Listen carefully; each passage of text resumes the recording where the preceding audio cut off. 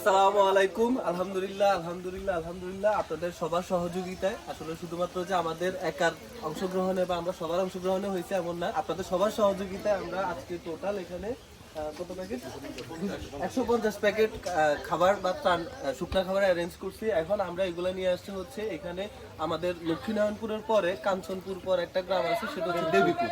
ওই গ্রামটাতে অ্যাকচুয়ালি গলা পরিমাণ পানি। এই গ্রামটা যেটা আছে মানে কাঞ্চনপুর, এই এলাকাতে আমরা গতকালকে ত্রাণ দিয়েছি, এই কারণে আজকে এই এলাকায় দিচ্ছি না। আর একটু ভিতরে যাবো, ওই জায়গায় হচ্ছে গিয়ে গলা পরিমাণ পানি।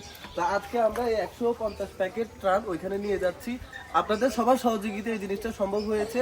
আর আমি চাইবো যে সবাই আরো কিছু অংশগ্রহণ করেন। আমরা আগামীকালকে এবং আগামী পরের দিনও প্ল্যান আছে। এখন পর্যন্ত কিন্তু এইদিকে টুকিটাকি বৃষ্টি হচ্ছে এবং পানির পরিমাণ বৃদ্ধি পাওয়ারও একটা চান্সেস আছে। কিছু কিছু জায়গায় আমাদের এখনো ত্রাণ পৌঁছাতে পারি নাই আমরা। তা আপনাদের সবার সহযোগিতা কাম্য। আসলে এখানে আমাদের অনেক ত্রাণ দরকার। এখানে আমরা মূলত প্রথমে 150 প্যাকেট ত্রাণ নিয়ে আসছি, পরবর্তীতে আরো 300 প্যাকেট অ্যাড হয়েছে, আরো কিছু কিছু ত্রাণ আসতেছে। তারপর আমাদের আরো সাহায্য দরকার, এখানে অনেক সাহায্য দরকার, কারণ এখানে বৃষ্টির পরিমাণ অনেক বেশি, দিন দিন পানি বাড়তেছে, পানি কমতেছে না।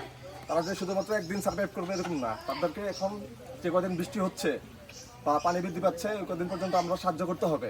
আমরা আজকে একদিন সাহায্য করে চলে গেলে আরেকদিন সাহায্য করলাম না, দেখা যাবে তারা ওই অবস্থা থেকে বের হতে পারবে না যে অবস্থাটা আছে।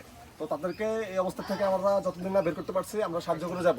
তো সবাই মিলে একসাথে আমরা কাজ করি, কাজ করলে বিষয়টা অনেক সহজ হয়ে যাবে।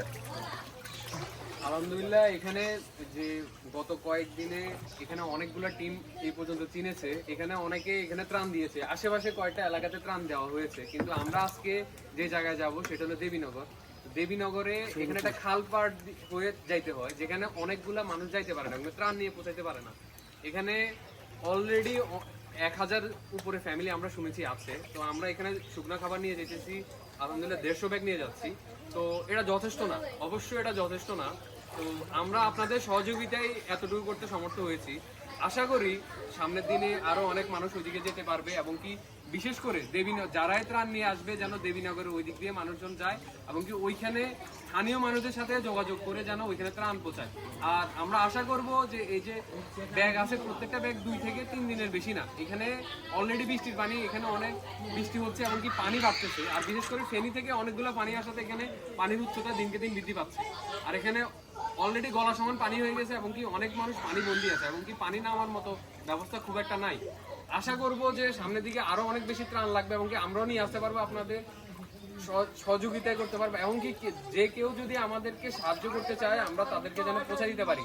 এই জন্য আমাদের সাথে যোগাযোগ করবেন।